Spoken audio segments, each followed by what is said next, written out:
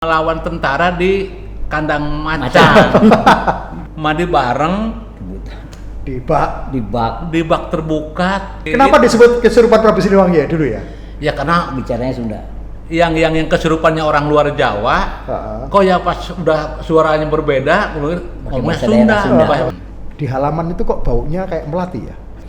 Pas pulangnya kan udah siang. Ternyata jurang kawah tebing, Tangkuban Perahu, kejujuran malam dan juga mental dia. Iya. Karena ada juga yang rasa takut, karena ada setan. Iya. Padahal di situ kita udah siapkan setan-setanan. Nah, setan-setanannya.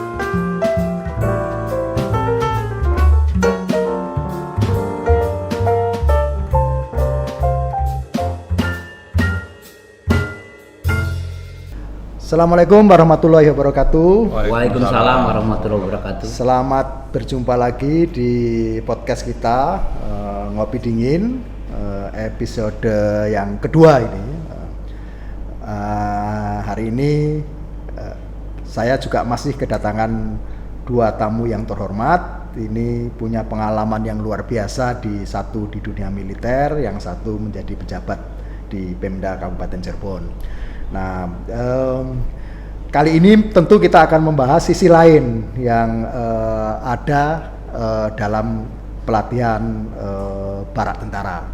Nah, kita tetap akan mengulas tentang bagaimana sih pengalaman menjadi mantan penghuni barak tentara. Nah, kebetulan dua orang yang di hadapan saya ini, dua-duanya, yang satu memang benar-benar tentara asli yang pasti tinggal di barak tentara, yang kedua tentara jadi-jadian ini karena dilatih sementara dan tinggal di barak tentara, yang saya kira bobotnya juga luar biasa besar. Nah,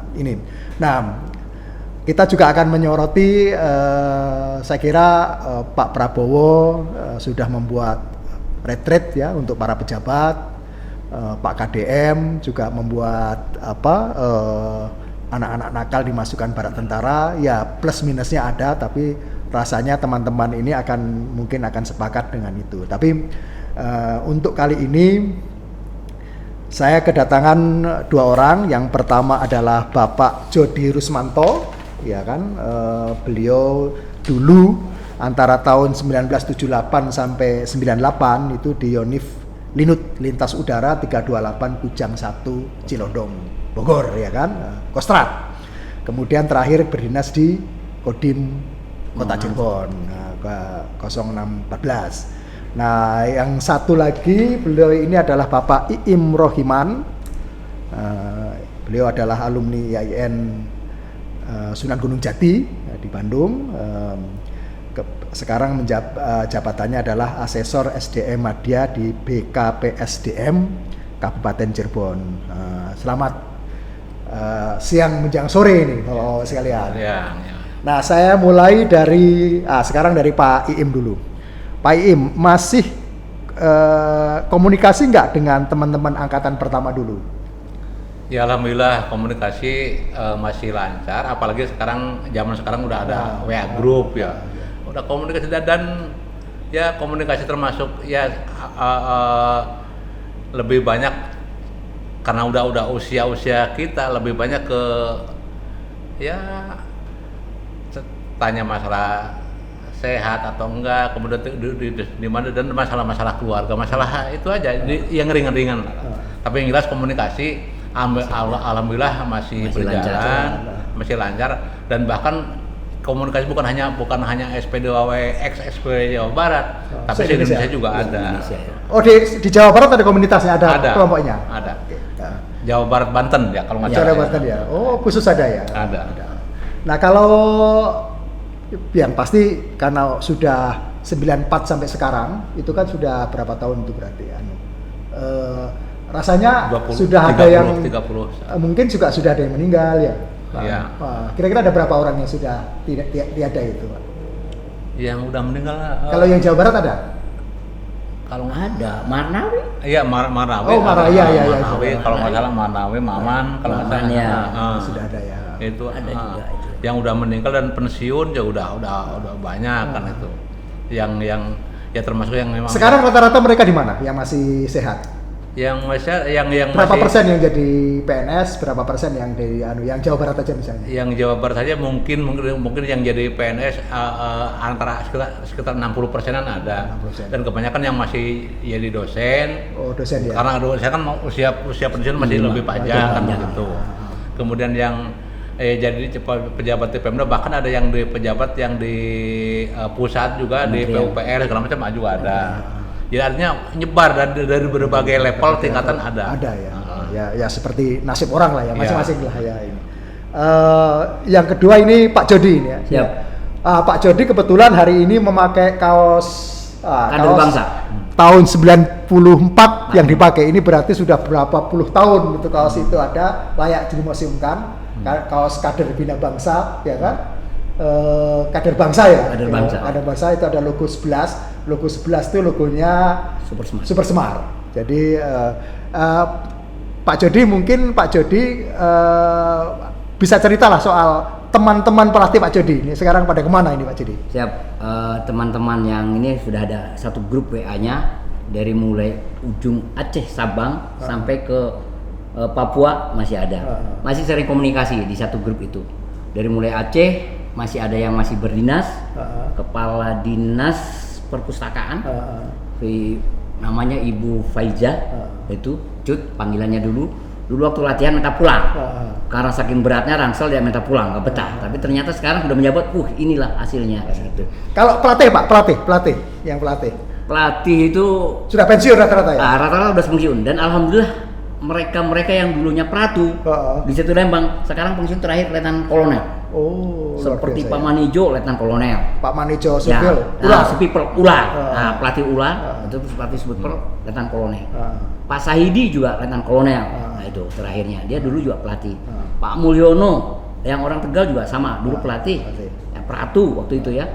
Sekarang juga udah pensiun di Tegal kayaknya udah Tegal, ya. Kapten Pak terakhir. Masih banyak komunikasi Pak? Masih ada di grup Dirgahayu masih ada. Ya kalau saya lihat di grup SP2W sama KMA PBS itu masih rame juga. Masih rame. Mereka pengennya segera berkumpul. Pak, ayo kita kumpul mumpung masih sehat. Ya mudah-mudahan. Ya itu insya Allah kan. Tapi kita harus pikirkan tidak semuanya jadi ASN. ASN juga izinnya susah Pak. Susah ya. Ya kan kemudian yang di pelosok-pelosok, yang di Maluku Utara, Popi di Maluku Utara, ada Hanifah, Vivi, ada di banyak Palu. hafal ya Pak Jody ya? Banyak Pak, hafal Pak. Saya banyak dari ujung Aceh sampai ujung itu banyak hafal yang masih sering komunikasi. Apalagi Jatim banyak sekali Pak.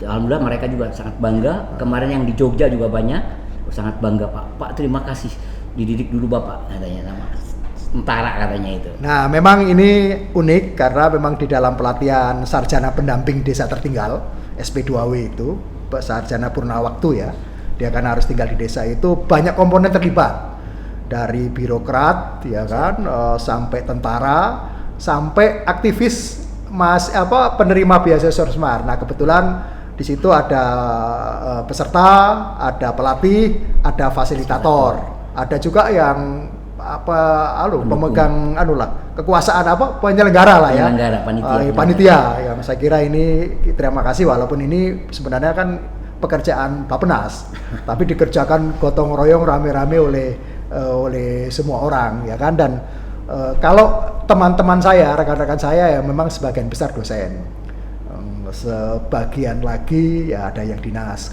ada di PNS, sebagian lagi swasta. Nah kalau saya kan sekarang ngurusi media, jadi kebetulan saya dipercaya untuk mengurusi grup medianya di bawah Disway Group, ya kan. Ada banyak koran, televisi dan online, media online ya, lumayan lah. Jadi punya pengalaman yang berbeda, walaupun kita ini sama-sama pernah tinggal di Barat Tentara. Nah, kemudian saya kira ini yang ingin saya tanyakan ke Pak Iim dulu. Yang paling terkesan di mana Pak? Ada tempat pelatihan itu kan 1 Cilodong, 2 Cikole atau Batu Jajar grup 3, ketiga itu Situ Lembang, keempat kan praktek ke desa itu. Nah, itu kira-kira mana yang paling berkesan Pak? Memang setiap tempat kayaknya punya kesan sendiri-sendiri ya. Situ Lembang karena pertama kesannya dari mulai terkaget-kaget sampai tiap malam sama dipanggil sama Pak Jody sampai berhadapan dengan propos itu zaman di Cilodong dulu. Itu mungkin karena ibarat itu mah kultural shock atau kejatuhan budaya sipil, budaya di kamu seperti apa masuk ke militer, makanya karena itu baru masuk di situ sehingga terjadi keterkejutan itu, sehingga muncul seolah waktu itu dianggap perlawanan. Dan itu bagi saya kesan tersendiri. Karena apa? Ya. Kasarnya melawan tentara di kandang macan. di Cilodong kan kandang macan. Kok berani melawan tentara? Tapi itu ada yang loh Pak, kasus ini tak potong sebentar. Kita kan dulu sering bicara agak ngawur ya. Kalau ngomongin kopi susu itu kan Kopassus. Waktu di Cilodong sama Cikole. Nah, tiba-tiba ketika di grup 3 itu ada yang tersinggung, Pak. Ya nggak tersinggung atau sengaja. Ya namanya di barak tentara kan. Ketika pesan itu pesan Kopassus. Jadi kan dulu kalau Kopassus itu kopi campur susu. Nah, itu disuruh push up, push up itu seluruhnya suruh push up. Dan itu sampai hari ini saya gara-gara mulut yang nggak terjaga. Jadi orang semua menjadi korban. Lanjut ya, silakan Pak. Ya kalau saya justru waktu di kuartal pertama itu mungkin jujur kesalahan saya ya. Kesalahan saya karena belum memahami tentang budaya militer seperti itu. Ceritanya kan pada saat penurunan bendera waktu itu jam 18.00 itu kan menjelang maghrib. Betul. Pas perintah menghormati bendera, pas ngong adan, saya nggak mau. Masa dalam pemikiran saya, masa bendera dihormati, padahal itu makhluk. Tuhan yang manggil kalau dibiarkan. Jadi akhirnya dari situ mungkin karena perbedaan pemahaman itu, akhirnya saya ditegur oleh tentara. Ditegur karena baru masuk kita ngelawan. Dianggap ngelawan, akhirnya dikasih sanksi lah. Akhirnya dari situ akhirnya dikasih sanksi segala macam karena dianggap melawan ya peraturan tentara. Akhirnya di tiap malam panggil di. Padahal hormat sambil dengerin azan juga bisa ya? Ya bisa. Cuma karena itu kan otaknya beda ya. Iya, waktu itu kan logika saya masih di masa Tuhan diabaikan malah sejauh itulah kita ya. Nggak mau hormat itu. Masa dianggap melawan tentara, akhirnya di sidang. Di sidang harus mengakui tanda tangan berita acara. Saya nggak mau.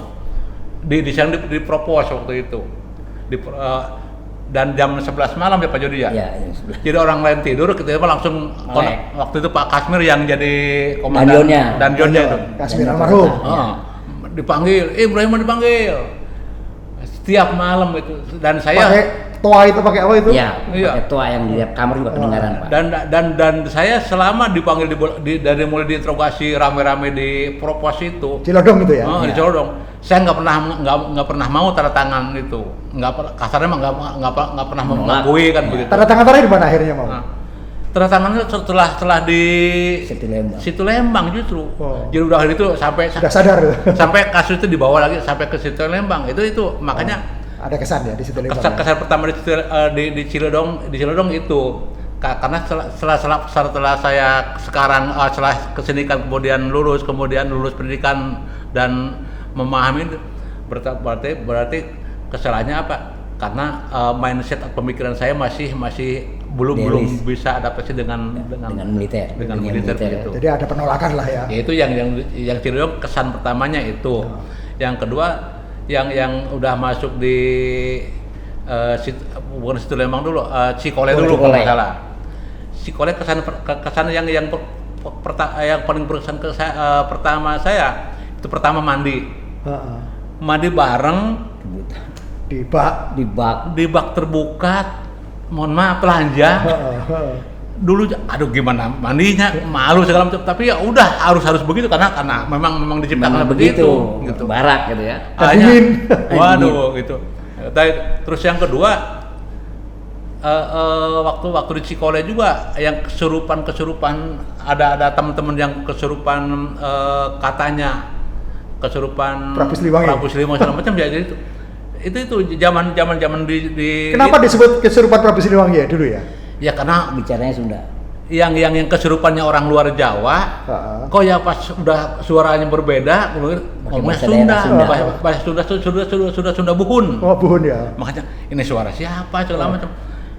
Terus kata Pak Manijo kalau nggak salah itu suara Pak Prabu Siliwangi katanya. Nah, akhirnya kita sampai ya mohon maaf sampai merinding dengar dari gitu. Karena apa? Kok sampai mungkin pada saat itu kan kondisi dari mulai di Cilodong udara panas ke situ dingin, capek lelah, akhirnya pikiran kosong. Akhirnya logis juga kalau dia kemudian ada efek seperti itu. Itu kesan yang kedua di Cikole itu yang orang mandi dengan masalah kesurupan. Kemudian yang ketiganya pas di situ Lembang yang Solo Bipak itu yang paling berkesan ya. Sendirian tengah malam di tengah hutan dan jarak antara satu bipak dengan yang bipak yang lainnya atau tenda yang lainnya 300 meter dan tidak boleh ada suara, tidak boleh ada cahaya dan waktu itu hanya dibekalin bukan garam juga garam lebih parafin. Ya parafin waktu itu kan belum ada gas sekarang. Iya. Itu benar parafin itu. Hanya bekal itu. Dan itu kalau fungsinya untuk apa juga waktu itu nggak tahu sendirian tapi minimal ternyata selain di tengah hutan sendirian di bipak itu minimal kan ada garam minimal kan untuk supaya ada melindungi dari binatang-binatang buas karena binatang dari ular segala macam kan di situ paling tidak kan itu dan pada saat di bipak sendirian itu di situ justru makna kenapa kita harus di bipak sendirian ternyata bukan hanya sekedar melatih keberanian itu oke, itu bagian dari itu. Tapi lebih pada hakikatnya adalah bagaimana kita dengan cuaca dingin, dengan cuaca bisa menemukan jati diri kita, introspeksi diri kita terus. Jadi akhirnya kita pada saat di waktu itu merasa bahwa diri kita ternyata yang tadinya sarjana diguna merasa ingin sarjana, ternyata kita tuh nggak punya apa-apa. Jadi kita itu sebagai makhluk itu kecil sekali dan tidak punya daya apa-apa. Dan menemukan jati diri itu justru pada saat di Bipak sendiri itu, Solo Bipak itu. Kalau Pak Jody tadi kan disebutkan oleh Kang Iim ada yang kesurupan Prabu Siliwangi itu. Itu kan aneh juga itu, orang dari luar Jawa yang saya kira juga tidak ada darah Jawa dan Sundanya, tapi tiba-tiba bisa ngomong Sunda Buhun ya kan, menurut saya ini aneh. Itu sering kejadian nggak Pak di situ Pak? Baik, terima kasih. Itu memang sering kejadian seperti itu di tempat-tempat pelatihan tentara. Ya, di Cilodong juga sering juga kejadian seperti itu. Orang Ambon baru datang sekitar 2 bulan di barak, seperti itu ada kesurupan. Bisa kesurupan ngomong Sunda. Nah, itu dari mana asalnya? Padahal dia orang Maluku. Kemudian banyak di situ Lembang juga ada, di setiap tempat latihan ataupun tempat militer masih ada seperti itu Pak. Karena memang tadi mungkin nggak tahu kelelahan atau apa, tapi yang jelas dia kok bisa ngomong Sunda. Bisa faktor kelelahan ya? Nah, bisa faktor kelelahan, tapi bisa ngomong Sunda, yang bikin aneh itu. Tapi banyak loh Pak yang kesurupan itu Pak? Banyak memang, ya di suatu tempat pasti ada aja. Dan ada aja, selalu ya Pak? Ya selalu ada, setiap angkatan pun selalu ada? Ya, itulah. Ya macam-macam sih, betul. Tapi kalau yang aneh itu memang yang orang luar Jawa, bukan orang Sunda, kesurupan bisa ngomong Sunda. Itu yang bikin itu memang aneh itu. Itu merinding juga tadi kalau kita tahu. Nah, Pak Jody kan saya itu juga agak heran kenapa ya di situ Lembang itu kan kita sering keluar malam. Misalnya kan ke kamar mandi kan juga harus keluar, ya kan? Nggak seperti sekarang kamar mandinya di dalam ruangan kan harus keluar dulu kan. Di halaman itu kok baunya kayak melati ya? Apa ya Pak Jody ya? Memang itu mungkin suatu suasana Pak. Atau saya sendiri atau teman-teman yang lain itu? Teman-teman juga semua merasakan seperti itu karena memang suasananya seperti itu ya. Memang gelap banget itu dan di hutan belukar. Karena itu memang suatu tempat latihan khusus untuk latihan komando. Komando ya, di situ ya. Kopassus dan tidak semuanya seperti itu masuk ke daerah itu. Itulah memang angker. Pak Jody, itu kan di sana itu ada bangkai pesawat, helikopter, kemudian ada makam. Ketika kita jalan siang-siang kan lihat. Nah, ketika itu memang benar-benar itu Pak ya? Kalau untuk makam itu sebetulnya hanya untuk show terapi. Bahwa disinilah Anda memasuki kawasan tempat pelatihan. Kalau ragu-ragu kembali. Kembali ya. Nah, dan berlatih. Jangan sampai seperti itu. Karena ragu-ragu. Taatilah peraturan pelatih. Gitu. Jadi semuanya harus taat sama pelatih. Pelatih ya. Ya, itulah. Nanti akibatnya seperti ini. Korban. Gitu ya. Jangan sampai Anda menjadi korban seperti itu ya. Harus taat sama pelatih. Nah, itu. Kang Iim punya pengalaman nggak ketika jurit malam? Kalau jurit malam mungkin pada saat mau membelah Gunung Tangkuban Perahu saja tuh. Yang pertama. Yang jalan malam. Ya. Yang dari Cikole ke itu. Iya, dari Cikole itu kemudian kan perintahnya kan setiap peserta harus diikatkan antara satu dengan lain pakai tambang kan. Tidak boleh. Kan itu dari Cikole lewat apa itu? Jayagiri. Ya. Ada lagunya Pak Kang Iwan Abdurrahman itu melatih dari Jayagiri. Sering kita nyanyi di situ. Naik ke Tangkuban Perahu. Dulu Kang Iim masuk ke bawah atau langsung naik ke kiri itu? Atau masuk ke lembah dulu? Lembah deket ke lembah, karena apa? Jujur pas berangkat itu kan pertama setiap peserta itu harus pegang tali. Tali itu harus diikatkan ke sabuk masing-masing. Tidak boleh lepas. Kemudian berjalan dan tidak boleh harus semangat terus. Makanya sampai sepanjang jalan itu harus mau nyanyi apa yang penting jangan sampai ada yang diem atau yang kelelahan, itu harus itu. Ya, pas sudah gitu dan harus ikuti petunjuk apa? Hanya lampu kan? Hanya cahaya. Dan tidak boleh meleset. Kalau satu meleset jatuh semua. Waktu berangkat belakang tidak terlalu yakin. Apa iya sih kalau kita ada yang meleset jatuh jadi jurang semua. Pas waktu berangkat mah nggak kelihatan kan, hanya kelihatan cahaya doang dan tidak bisa keluar dari cahaya itu. Pas pulangnya kan udah siang, ternyata jurang kawah tebing Tangkuban Perahu yang sekarang sering itu. Saya bilang kalau nggak taat pada perintah pelatih. Pada perintah pelatih, kalau jatuh semua, cerita semua, bener karena apa? Kalau terposok masuk ke kawah itu yang mati KB. Pantesan. Disitulah kita. Kalau dulu kenapa kita berani ya? Makanya ya Allah, ternyata sebelah kanan saya itu seberang itu kawah. Dan padahal itu bau. Belerang. Bau belerang. Hari baunya mah kerasa, cuma kan nggak kelihatan. Pas kelihatan kalau siang. Kalau kelihatan mungkin justru jatuh benar karena apa? Karena karena lihat sebentar sempat mabit di TVRI di tower itu ya. Iya. Tidur sebentar ya. Istirahat. Bukan tidur aja, bawa roti dong. Dingin banget. Hanya istirahat itu nunggu itu sampai subuh. Baru turun lagi. Pas turun itulah kita tahu bahwa yang kita lewati tadi malam itu ternyata jurang lembah. Kawah Tangkuban Perahu. Di situ baru sadar, oh benar. Kita harus taat dan patuh pada pelatih di situ gitu. Nah, kalau Pak Jody memang paket pelatihan begitu ya, selalu begitu Pak kalau daerah gitu Pak. Jadi kita wanti-wanti sama peserta latihan bahwa harus taat petunjuknya pelatih. Karena itu berbahaya Pak, jurang itu. Kalau kita lihatnya siang, mereka pada balik lagi. Nah, gemetar, ada takut ketinggian lah segala macam kan gitu ya, rasa takut. Makanya kita arahkan jalannya malam ya. Menjelang pagi, istirahat di tower, barang 1 jam baru turun lagi ke danau. Baru disiapkan, oh tadi malam tuh lewatnya ke situ. Nah, ternyata itu Pak. Oh, jadi memang diarahkannya ke situ ya? Ke situ, pas, betul. Pas perpindahan pasukan tuh pas malam.